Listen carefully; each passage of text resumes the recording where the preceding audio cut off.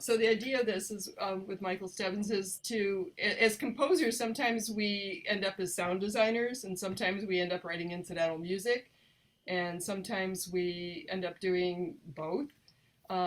Sometimes it's just writing the sound cues and the music, and other times it's like we have to program it with QLab or SFX or whatever is being used as a show control. And so Michael's done all of this. So he's going to talk a little bit about when he's going to do a show, and he has a short time frame, and he has to work with a designer or composer designer, and making sure that we understand him and he understands us, because it's like a whole different language from theater. So I don't know if you want to introduce and tell us what you've done, or if you're interested in working in theater, and just so Michael can get an idea, and we have a few more minutes before to let other people in. So Ellen Mandel, I mean, maybe you can start because you were here first, and then we'll do Alla, then Ellen Fishman. Okay, well, I'm Ellen Mandel, and I'm a composer and pianist, and I've written a lot of music for theater, and including working with Michael on a show, although I didn't write most of that music. And you did the sound, and I just was the piano player and musical director. But often I write a lot of music for theater. Sometimes it's more, and sometimes it's less. And I also write a lot of songs to poems. I'll plug myself briefly because this is New York Women Composers. I have a concert coming up May 5th in the East Village, Pangea. And Oh, that's a great space. Did you post this on their Facebook page? So, I no, mean, because there's other people besides members. So, oh, can you send me an email?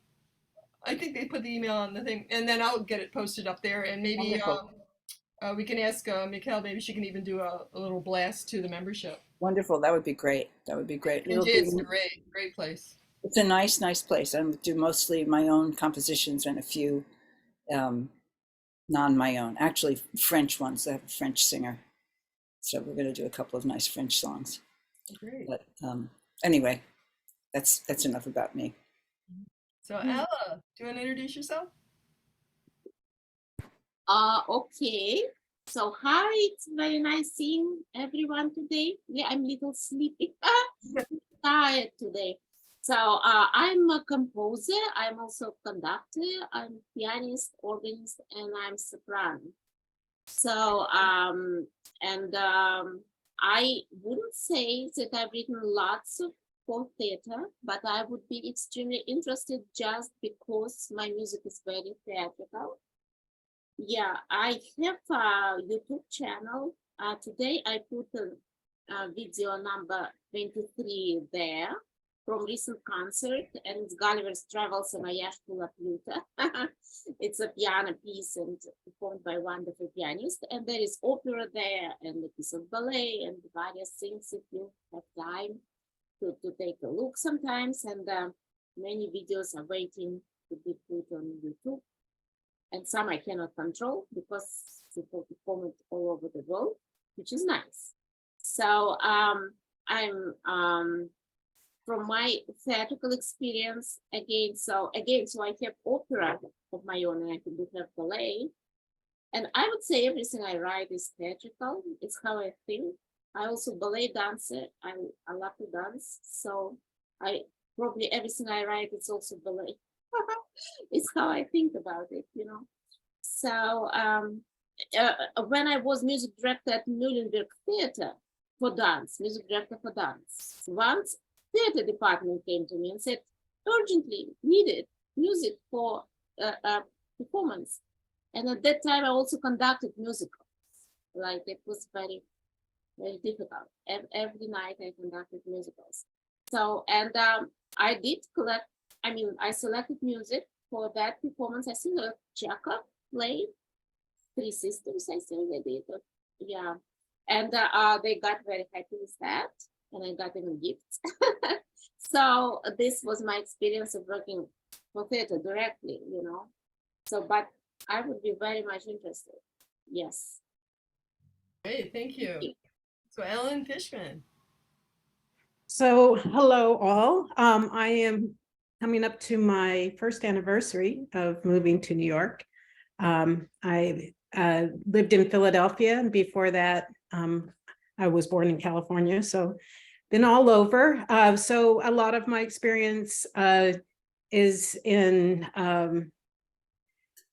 something theatrical as well. So I think that, like all you know, a lot of it comes from this feeling of being connected to collaborators and working that way. So I've worked with poets, with dancers. Just had I don't know whose that is. I just had a string quintet played that accompanied yoga. And so I see that that also has legs. And I had a interactive opera that was awarded the Toolman Award at Opera America. So, and that was performed by Westminster Choir College. So the reason why I signed on is I once wrote a interludes and background music to the Laramie Project, and it worked really beautifully. But because you know, theater kind of lives outside the realm of musicians, you know, I never got it played professionally, and I really didn't know about how to go about like having theater directors know that it was even available. So that's why I signed on. Great, thank Yeah. you. So here, let's turn over to you, Mikey, and maybe you can answer some questions and just tell us more from your perspective now. I'm going to say I'm mute because I like New York. It's like Siren City, so you know, if you want to wave or Yeah, I just muted because we had a big siren going by. So I'm going to just mute while other people are talking. Because okay. Gee, hi, thanks. I think I was overthinking, you know, what to do, what to say, and what I should show, clips of this and that.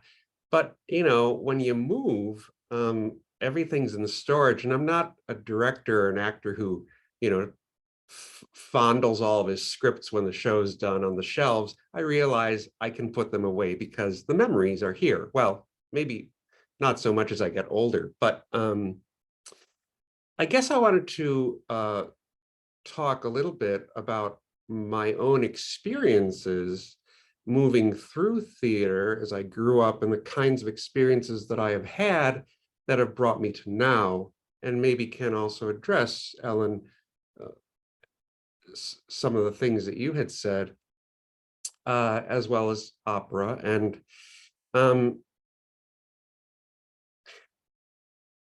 the world of regional theater, which is what I primarily do as a director and an actor, you have with the union, the Actors Equity Association, there are the two tiers primarily. The SPT, which is Small Professional Theater Contract, and that's what you're going to find outside of New York City, smaller theaters in Philadelphia, the smaller theaters in Milwaukee, and whatever town or city you're in. Then you have the LORT theaters, the League of Resident Theaters, which are the big mammoth theaters, the Arden and the Milwaukee Rep and all those things.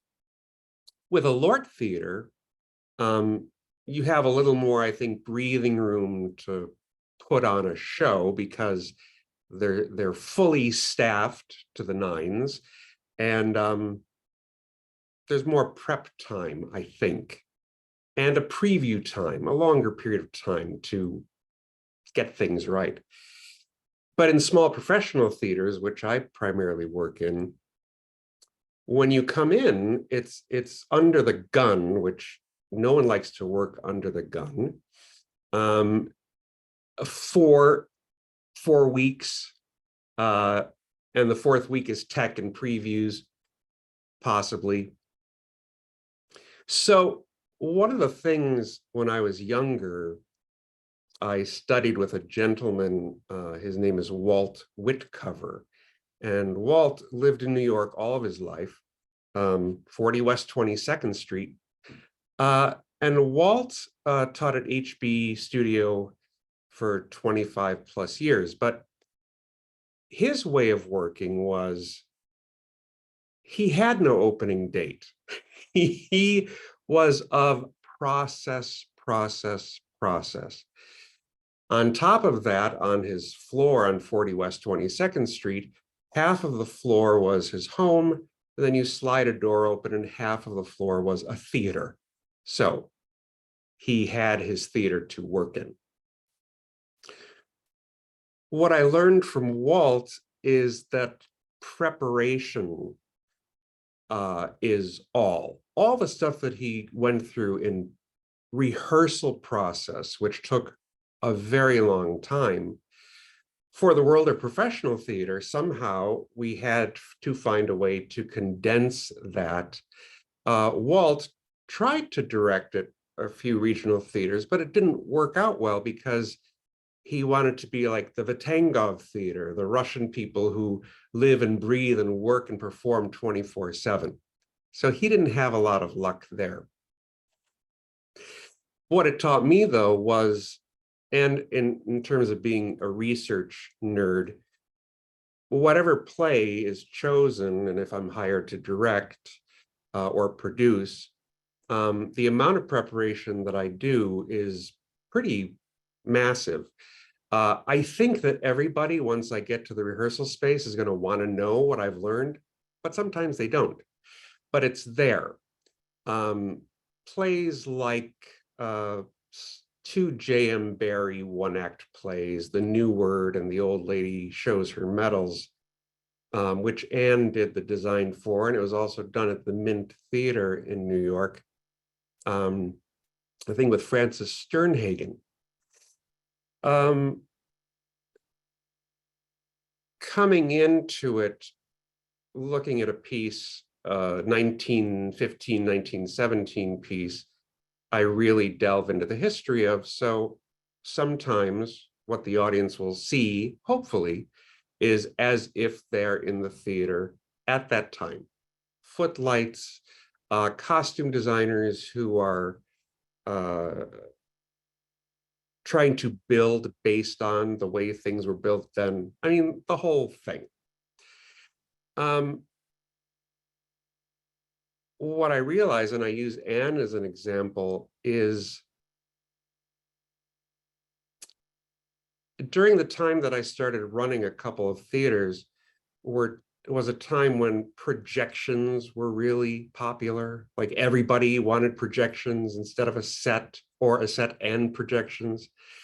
And also the idea of a sound designer, and I grew up with that doing summer stock. Sound designer does the doorbell sound, you know, and sounds, the cat meow, phone ringing. But I started working with Anne and realized that a lot of the pieces that I work on, I want, I call it a soundscape, for lack of a better word.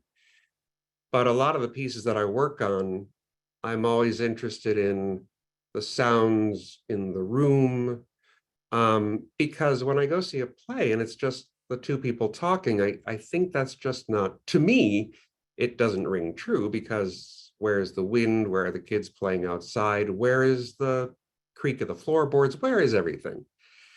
So, and some people found that a bit strange, because they're like, why do you need it? Why do you need an ambient sound? I had my own reasons for the reasons I just said. So then Anne, who comes with a sound design experience and background, and a composer background, to me, and I ran a couple of theaters for a number of years, if and when I had my own choice, I would call Anne, because I knew that if I wanted sound, which I don't really just love sound. Everything in my mind is composition in a way.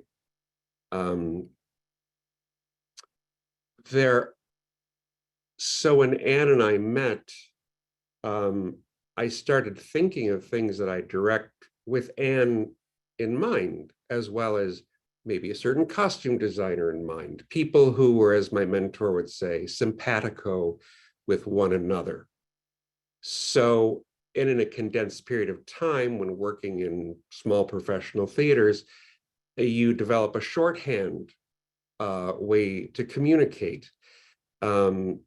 Sometimes trying to voice what it is that you would like the sound to be, or the composer to try to digest coming out of my mouth.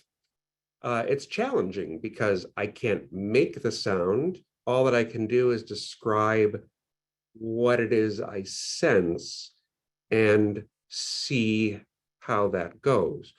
I mean, there's much more conversation in production meetings about that, but and with technology, which I'm not really really up on. I learned how to blur my background just before we met, so that's me. That's how high tech I am. But and I imagine most of you, all of you maybe, can send files, sound files, sharing files, so that that conversation can be had without necessarily being in the room. You can hear what's being shared with you and verbalize or write or communicate off of that, so that when you come into that very condensed period of time, it's not feeling as much working under the gun as it is when you sign the contract, I feel. I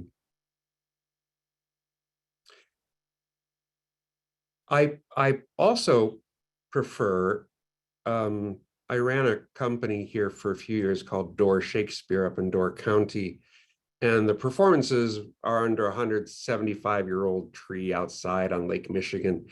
But because the audiences canned sound outside just sounded really bad, always has to me. A composer that we hired, Scott McKenna Campbell, when I was hired, he had already worked there.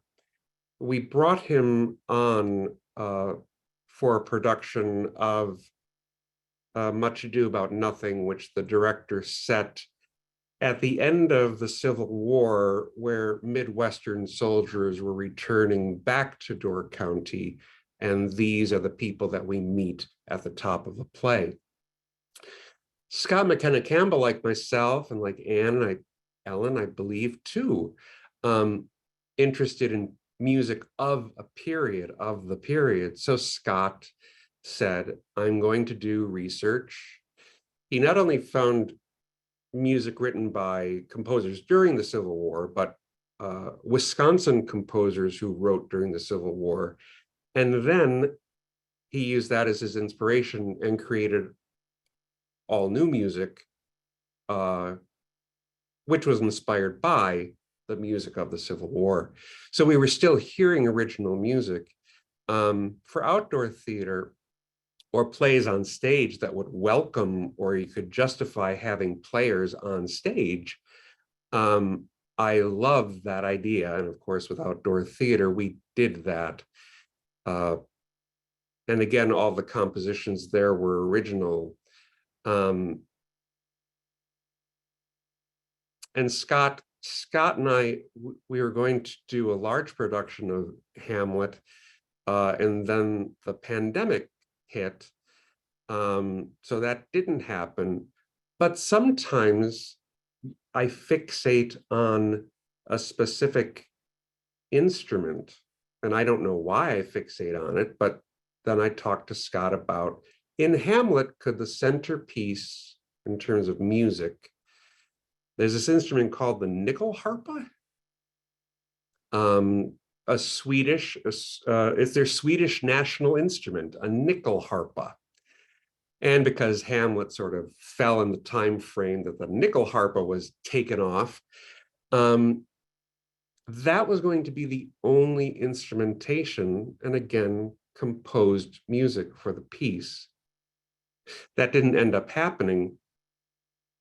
And what happened from a composer's standpoint when we did Hamlet 2 summers ago, we ended up doing a one-person Hamlet, an adaptation by a gentleman, Guy Roberts of Prague Shakespeare, an American in Prague.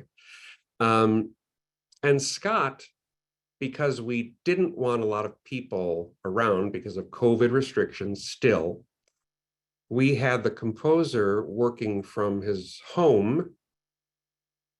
And he said, I'm not a really technology savvy guy. I don't know if I can do sound for your show because I'm used to being there live and in person. So one of the challenges that he had as a composer was learning things that may to each of you be second nature in terms of the technology, the recording of, the creating in your home and sharing of, and trying to have that dialogue, and you're never face to face, and create something that will support the one person Hamlet. And what ended up happening was Scott walked away with some more, I hate this phrase, tools in his toolkit, but he learned something along the way, I guess, as all of us continued to learn. When I started out in theater, I was an actor, this conservatory in Milwaukee that no longer exists. You basically trained to come out as a cookie cutter regional theater actor. Their whole class was staffed that way. Yeah, the older lady, the young comic guy, the lead guy, and you come out ready to go act. So then I moved to New York for 15 years. But, and then, you know, how you land in New York and a lot of work that you get takes you out of New York. So that happened. But being in New York, because the acting, I was just starting out on auditions and stuff like that.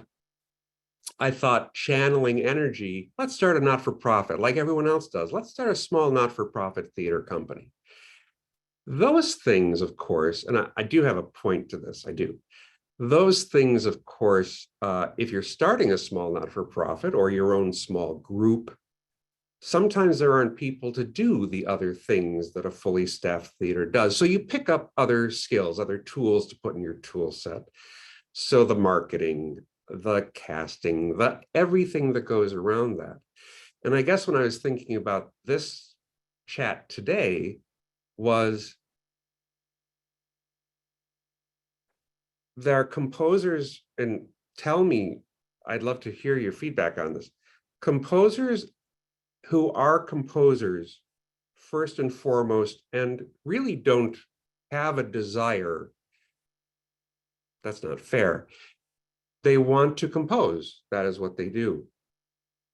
They're like my friend Ron Bobst, I asked him to be an administrator with my theater, and he's like, I don't do that, I act, that's all I want to do at your theater. But then there are composers who branched out into sound. There are composers who branched out into sound design, as well as things that I have no idea when you're talking about soundboards and in different programs. So I think of the more well-rounded that one can be if they so desire, the more marketable you can become. And that's really what I keep going back to Anne in with her bridge there in back of her and the pretty flowers as an example of someone who can do all of that.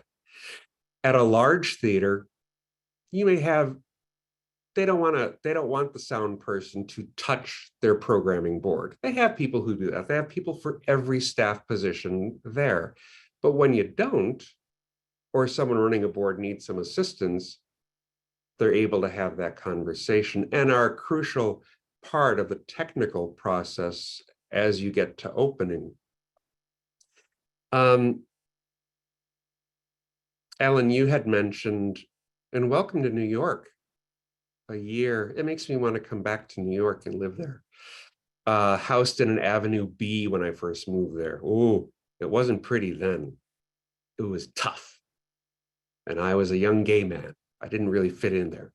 Yeah, I live in tough Park Slope. Yeah. Nice. In the life. Nice. Yeah, I miss it. Yeah. Where was I? What did I just say? You were a young gay man. You're going to ask. Westchester. I live personally in Westchester. It's on the border with Bronx. It's Pelham. Yeah, Pelham 123. It's where I live. Right. And it's hard. I think one of the questions that was posed and Anne shared with me was women composers in a world full of what is still primarily thought of as a male-dominated world in terms of theater. And I mean, thank goodness, the white man syndrome in theater has doors have opened and are opening, which is amazing. And I love the way it's organically and forcefully happening. But as I get older, most of the people that I meet or most of the jobs that I get, it started like when I worked with Ellen and Anne in New York.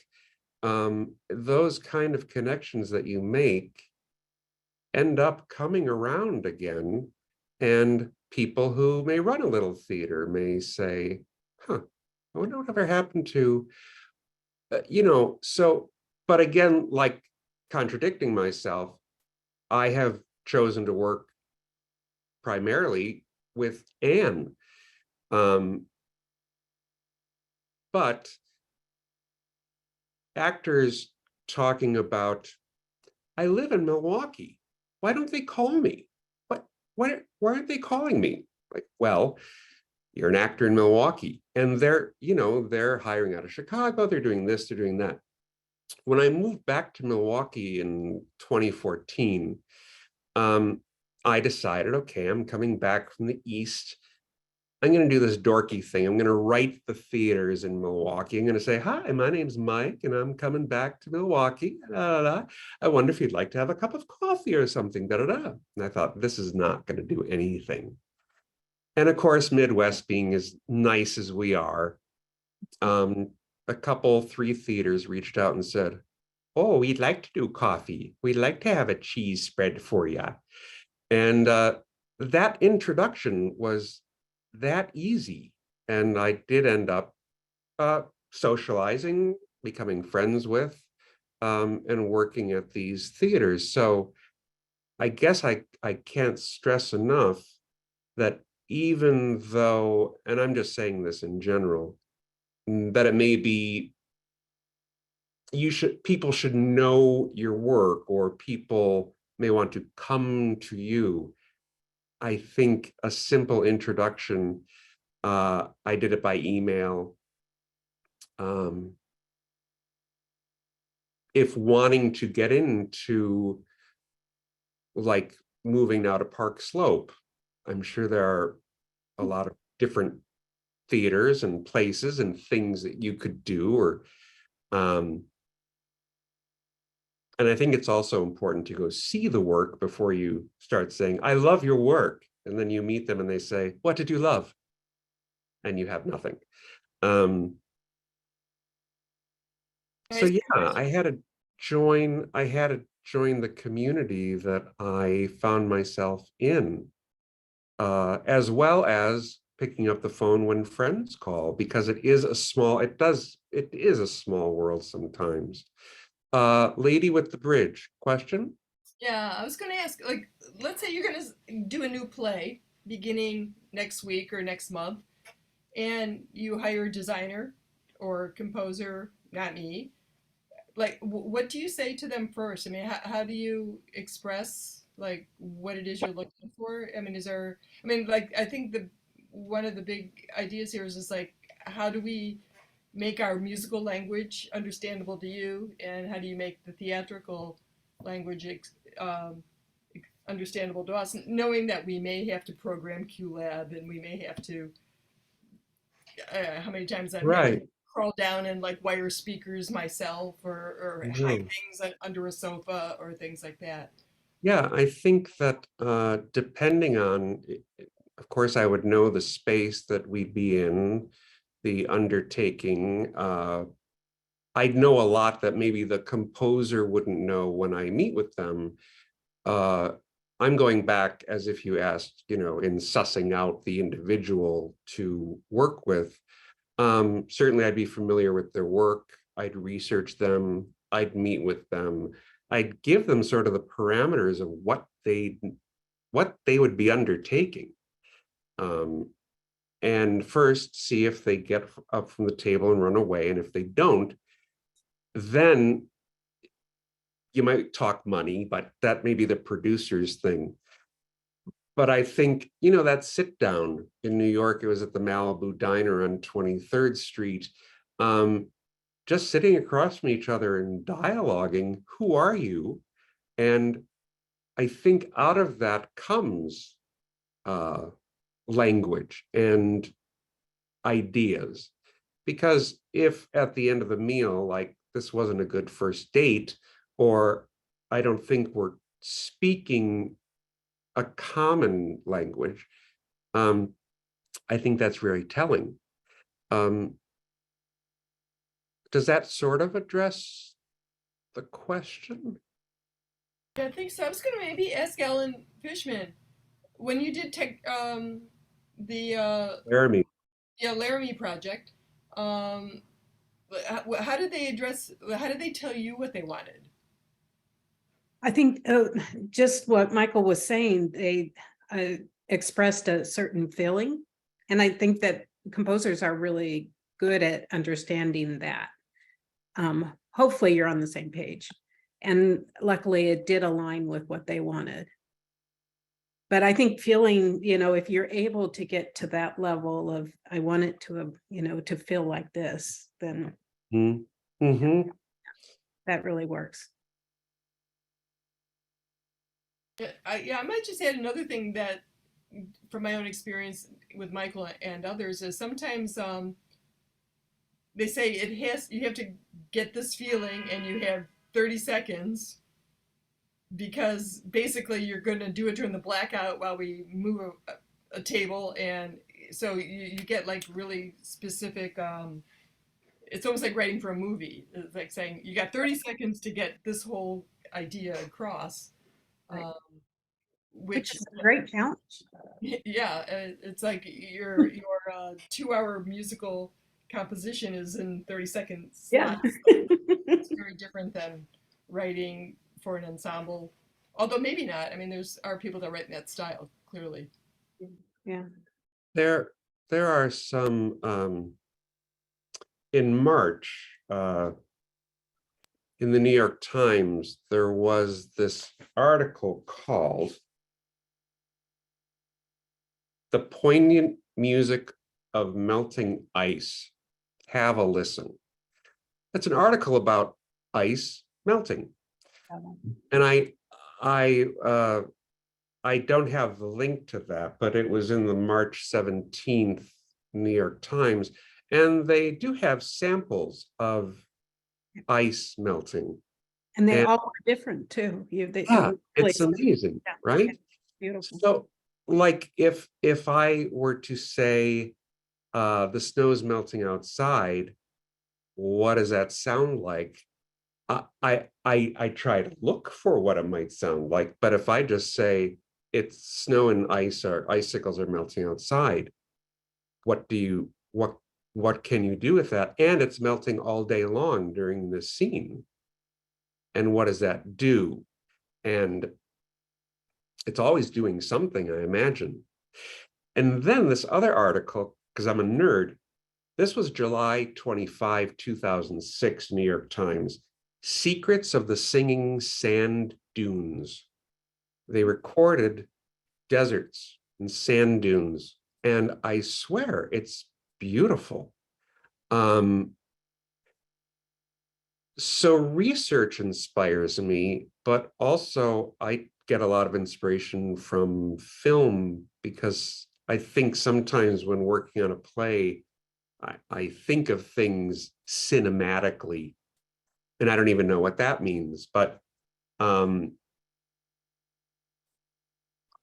another thing that I was really inspired by, and something that Anne and I accomplished, more Anne than I, in one of the J.M. Barrie pieces, is the, I'll butcher the name, of Volker Bertelmann, who won the Oscar for All Quiet on the Western Front, the uproarious film on Netflix.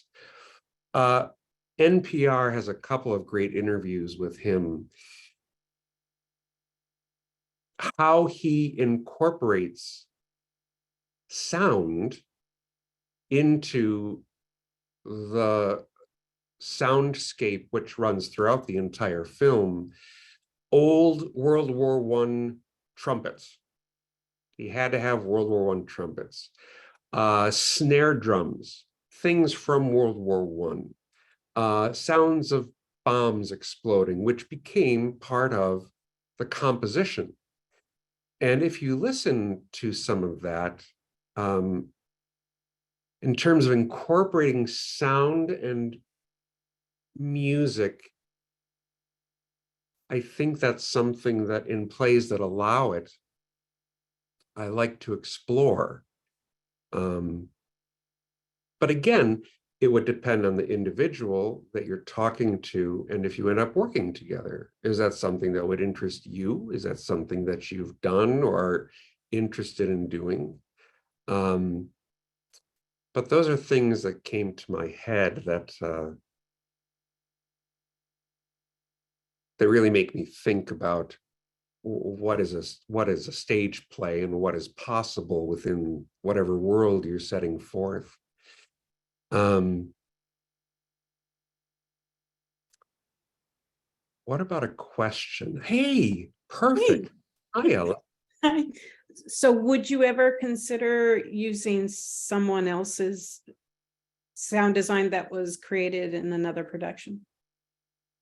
Or do you want to have have that connection with the composer for your production? The latter. Yeah. Yeah.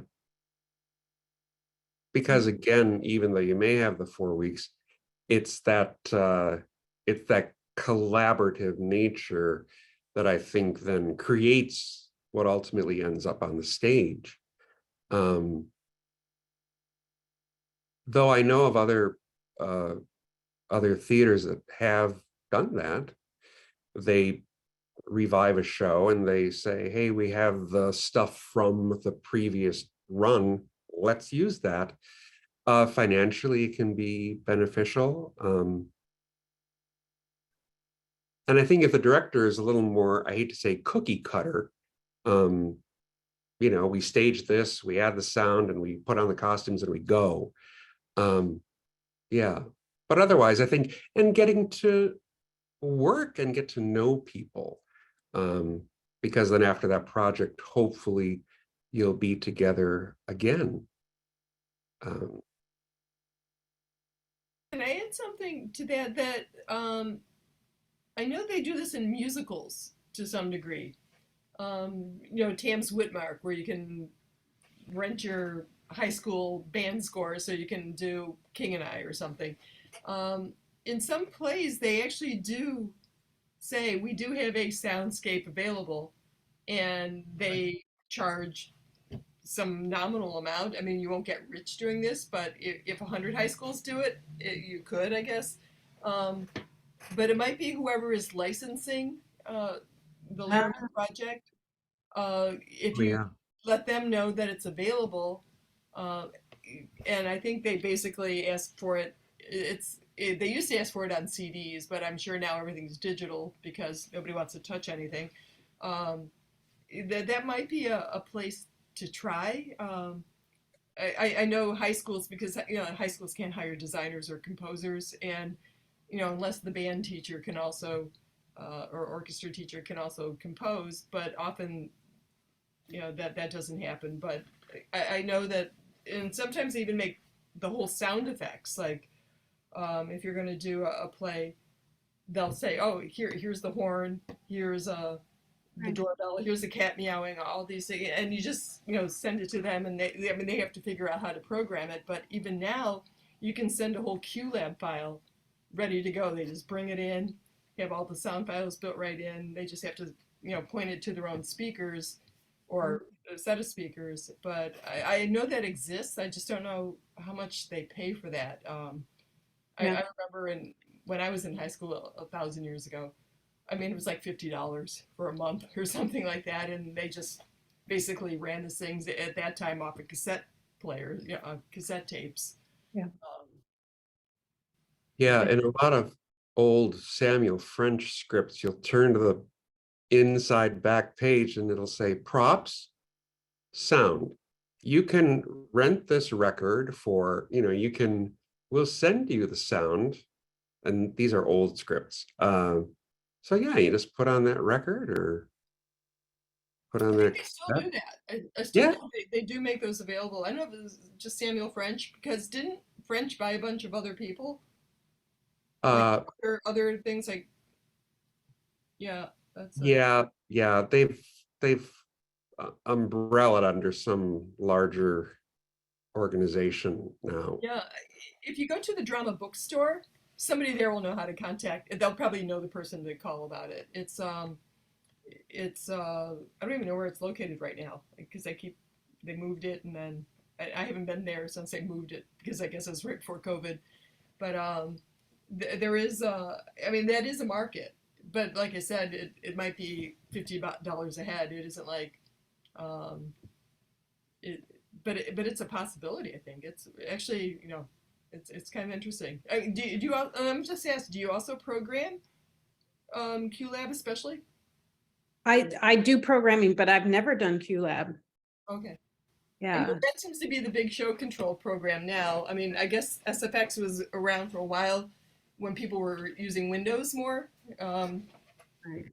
And I guess, I don't even know QLab has a Windows version, but like often it's just, you send them a bundle and they just load it in and go. Thank you. That's a lot of good information. I was just going to say, just because you wrote separate cues and tailored to the Laramie project, whatever your music is, you might find that you could put that together and have that be a freestanding piece of music. And I've done that with a bunch of stuff that I wrote for theater. That was like, well, wait a minute, this song was only 8 measures a cappella because that's what it had to be in the show, but this has more. There's more. I feel. I mean, you do it out of yourself, but that might be a really beautiful piece that you have. That's just a piece that, I don't know whatever the instruments are, or if maybe you'd want to change it or something, but it's a valuable thing, whether it's being used with those cues, in that play. It might be perfect for some other play, Right. It's music. It's good music. Right. That you wrote, What is the instrumentation? Just wondering. Oh, flute, clarinet, violin, cello, and electric piano. That sounds nice. Yeah. Yeah. Unfortunately, I have a decent recording, but the flute player was really bad. So I would have to re-record that part. There's I was going to say, you have it on separate tracks, so you could just get a flute player. Yeah. Yeah. Great. I mean, there's a lot of good flute players in New York. No kidding. So may I ask you this? Since my experience of working directly with theater director is very limited, as I said, so I was writing for Russian play. So, and director came to me, and since I'm from Belarus and I studied in Moscow, you know, so the idea was that it will be right time, you know, the music that could be performed at that time, you know. And of course, so this was easy for me because I know lots of Russian music suitable, and it worked very well. I was not asked for sound design, although I did started computer electronic music back with Charles Dutch when he was at Brooklyn College.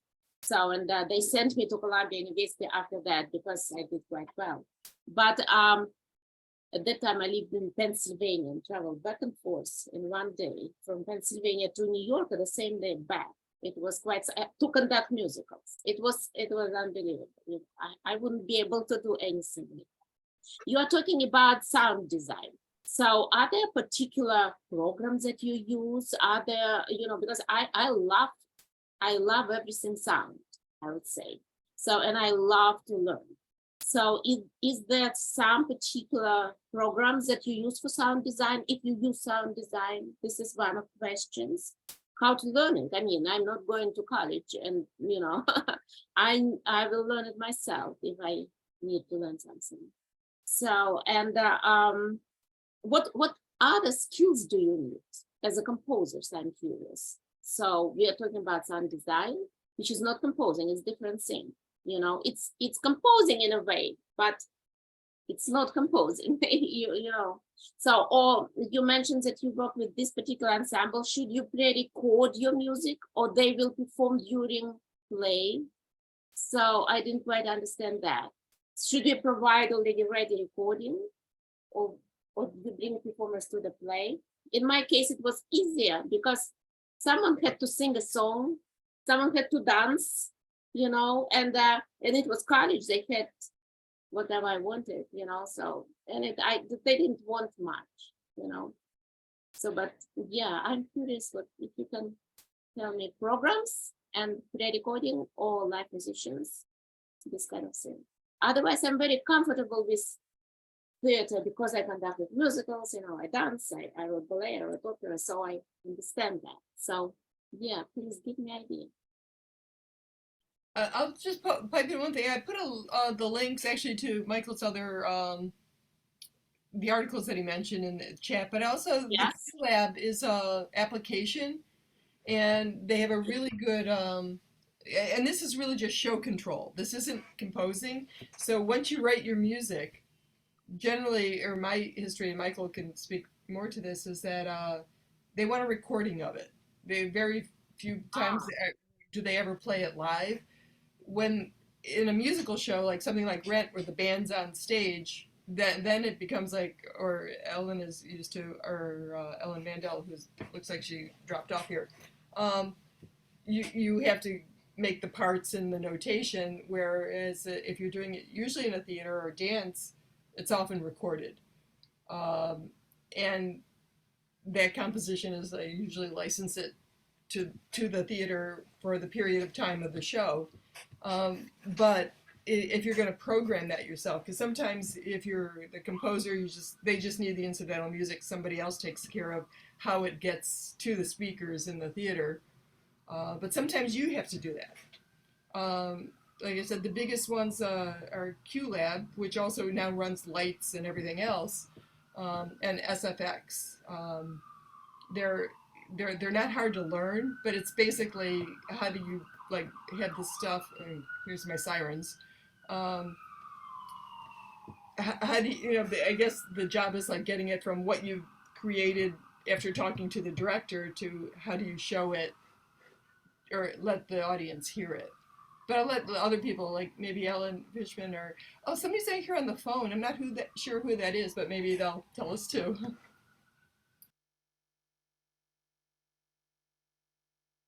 Ellen, how did they get it to you? Or how did you get your music? Yeah, the first time it was done, I think it's really about the director. He wanted us to do it live. And then the second time we recorded it. The second run that we did. Do you know how they got it from the recording to the speakers? In the Yeah, I think that the tech director was using QLab. Yeah. But luckily I didn't have to do that myself.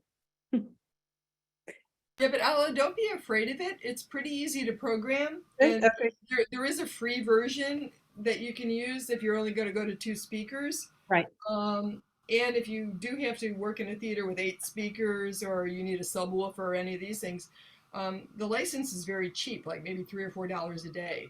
It's Oh, wow. Okay. the theater usually pays that, but usually you might have to do it if you need to program that yourself. But there's a lot of computer geeks around that can help you with that. Yeah. And to make a package, then do you have to have a license? You were saying that you sent no. it. Yeah, you would have to have a license to make the package, but then when you send it to somebody else, they need the license to You need open the it and license. play Okay. it. Okay. But like I said, you can buy it for a certain amount of money. Yeah.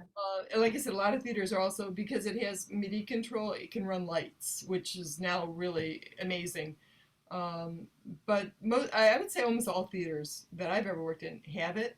Yeah. And sometimes they have SFX too, which is the other big one.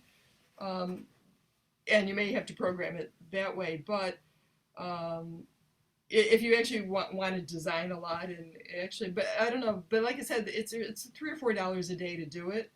Okay. But a lot of times, like if you're only doing this 1 day a month or 1 day a year, it's like usually better to get a friend to come in and help you program that. Right. You're, oh, wait, yes, I'm not muted. So you are talking about programming when music actually starts in the show, or you are talking about programming, just clarify for me, programming and licensing what? The sounds that you have, or what kind of license you're talking about? Oh, okay, sorry, I'm kind of like cutting into your bailiwick here, Michael.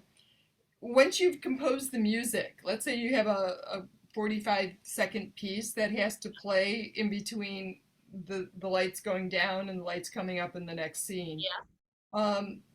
When they hire you allow them to use that piece of music for the run of the show. Yeah. Like Ellen did with the Laramie Project. But during the run of the show, you've created this and you have a recording. It has to get somehow from you to the theater. And then once they have it in the theater, they have to get it out to their speakers. Absolutely, yeah. Yeah, so the program that's generally used, we've been saying is QLab. Yeah. So it goes from, there's a QLab program, and then the outputs of the QLab program can go to 8, 16, 32 speakers. It depends on what the design is. Sometimes it's only 2. I mean, so there's all different licenses. So the license is actually for the program QLab. Oh, so you cannot own it. You have you can buy it. It's just that it's expensive for most people. I And if we do a show like 3 times a year, I mean, I own it because I've been using it since QLab 1, and now I think they're up to 5 or 6 now. Oh, wow. And I mean, we're talking a couple $100. If you're a theater and you're running lights and everything, it could be like $600-700. But most sound designers or composers who are doing this once a year, or I mean, unless you're doing this, there's really no reason to own it. You can just license it for a few days, do what you need to do, send it off, and then license it the next time you need it. I think it's a writing for theaters, I understand it. I mean, it's very close to just writing music, because when I write something, like I have medieval piece, for example, I study medieval music, I go to New York Public Library Research Collection. I was looking for tune of that time, that will highlight my composition. I did find it after many hours, so, I write African aria. I went to Harlem, so African library portion. And I did find that tune, only 2 measures, from South Africa, because I needed that, So it kind of the same thing. Yes, and what I like about that you never know where it will bring you, which is so exciting, So it just expands what you have. So you constantly learn, and I love it. Also, you know, when pandemic started, I'm music director of a big church. I play organ, I have conduct choir, so on, so on. And our pastor said, okay, so every Sunday now I need prelude, postlude recording, you know, which means that I have to record it, do video and audio editing and send it to him. So I recorded more than 300 compositions. And this skill helps me so much. Like I had concert recently, pianist played a couple wrong notes. You know, I edited them all out today, you know, that is why I'm so tired. Michael, let's put that to you. If somebody goes to a library and records several measures of a piece and then uses it, how do you license it at the theater? Because I'm sure you have to be careful of copyright infringement. So, Well, sure.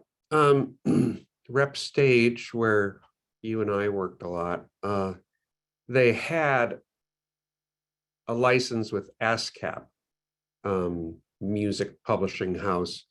So pretty much you were safe there to do stuff like that. Performing Arts Library in New York, I miss sort of the most because I used to hang out there so often putting together a piece called Vaudeville or Bust. And isn't it exciting to go back and find pieces of music, or in this case, skits also, but I was finding Irving Berlin and all these composers back in 1890s, these songs that have not been heard for decades. I mean, they may have, but I was thinking, no, they haven't. Yeah, the stuff you can mine, and then of course a lot of that is in public domain. Yeah, beyond that, and I don't know. I don't really use much you know, recorded music. Like Ann and I were talking, there's this play called Or by Liz Duffy Adams about the playwright Afra Ben. And the lead actress who is playing Afra, in rehearsals, she was thinking of a song that she just loved, and it was Blackbird, right? The Beatles. But I said, great, that's a connection for the actor, and if it can serve, and you can hum the piece. But then Anne, what was the group you had introduced me to? I think there's you might have come across this, but now because now they're kind of famous, the Vitamin String Quartet, which takes Beatles songs and Led Zeppelin, things like that, and they play it as a string quartet. So it is, because this play was basically reminiscing of the late '60s, having some of these pieces just played in a, you know, in a kind of an interesting way. The playwright, as I was reminded, the playwright said it intentionally. For Ben was 1660s, and we were looking at it in the mirror of the 1960s. So it was groovy colors and costumes and all this stuff. Conceptitis. One other thing I just wanted to mention real quick. In terms of music on the stage, composition, live music, versus other types of composition, not on the stage. There's one group in Milwaukee that I work with called Theater Gigante. Been around 35 years now.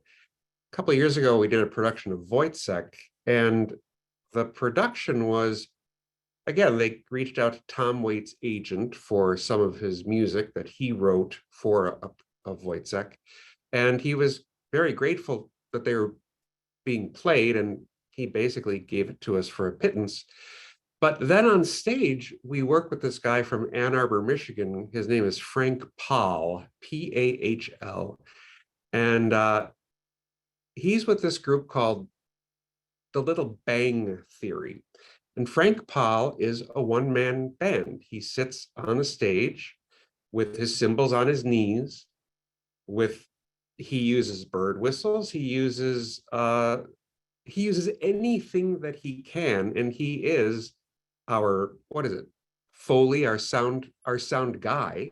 So he's creating live sounds on stage, and he has composed music to underscore the action on stage.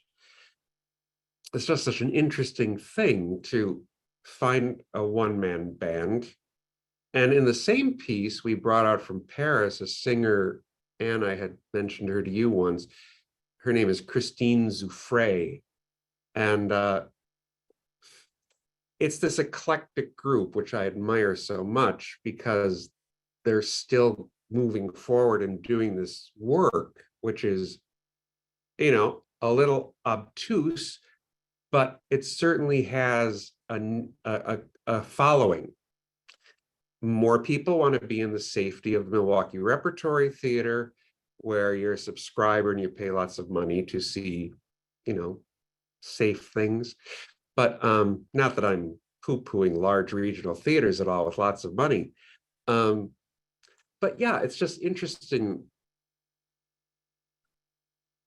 Frank has opened up this whole other little drawer in my mind in ways to pull him into pieces as well.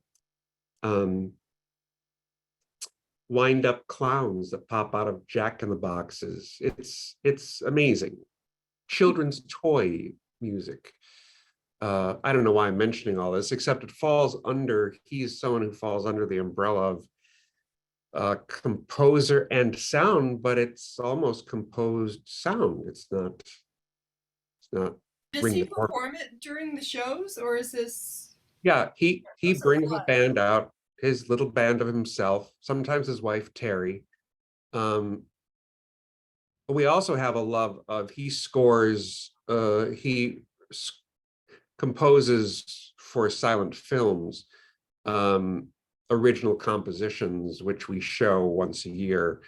And those are really, really amazing to see, and to see if you choose to, or to just hear and watch the movie itself. Yeah, it's pretty incredible stuff.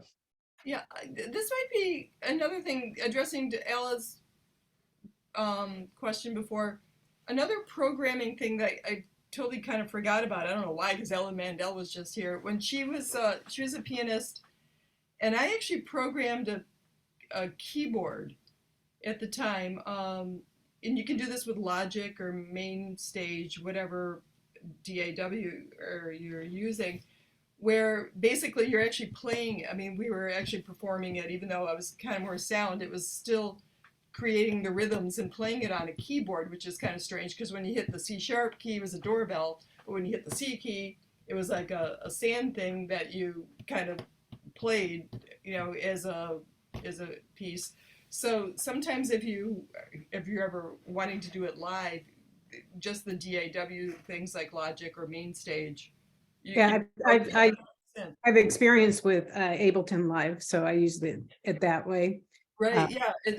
But I think it doesn't work in theater as well as having someone really there with the script and really honing in with that cue, with all the cues in one place. I think that's a lot more efficient. You're right. I mean, that was like, I don't know if you remember this, Michael. We had to rehearse that a lot because, like, first of all, because there's a long distance between where the piano was and where I was. So there's a little bit of a lag.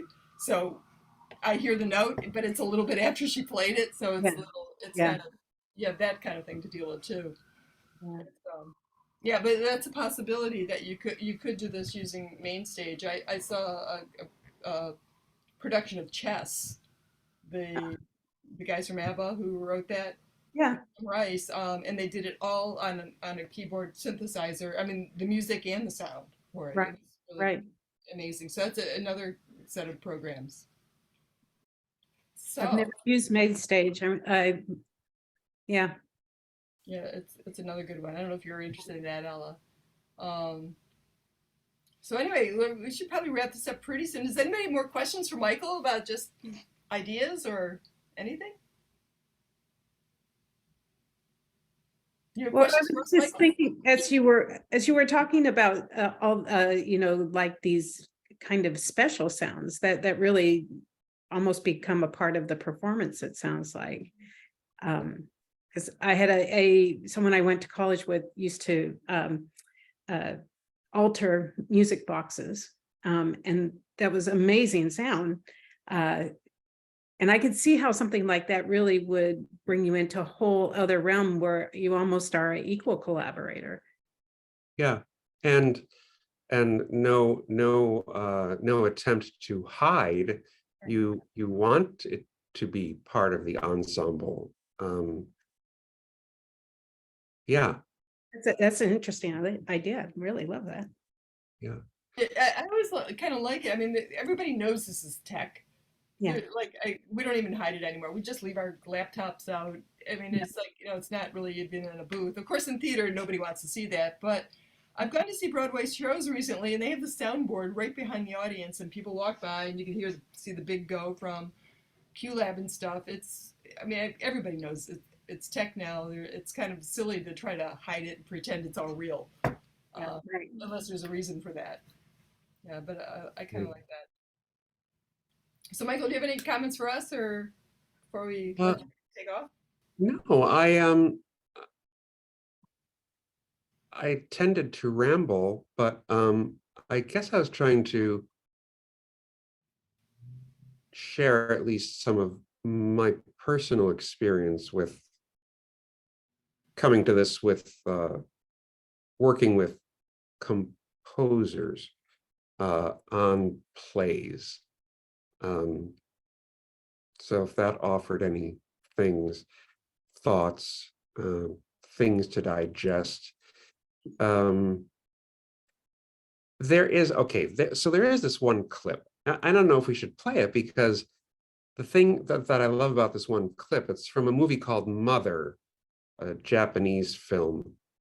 What I love about it is at the very beginning, and that's why I don't know if we should play it, because on YouTube, I don't know if we'll hear the sounds of the wheat, the sounds of the wind, the sounds of the grass, and then the music.